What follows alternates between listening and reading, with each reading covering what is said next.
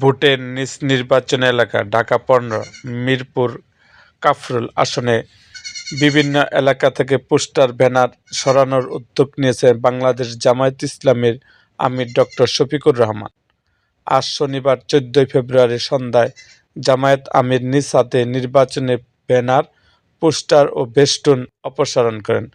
একটি নিরাপদ, পরিচ্ছন্ন, পরিকল্পিত আধুনিক এলাকা গড়ে তুলতে এ পদক্ষেপ নেওয়া হয়েছে বলে জানান জামায়াতের আমির ডক্টর শফিকুর। এ সময় জামায়াত আমিরের সঙ্গে দলটির নির্বাহী পরিষদের সদস্য মুবারক হুসাইনসহ অন্য নেতাকর্মীরা উপস্থিত ছিলেন।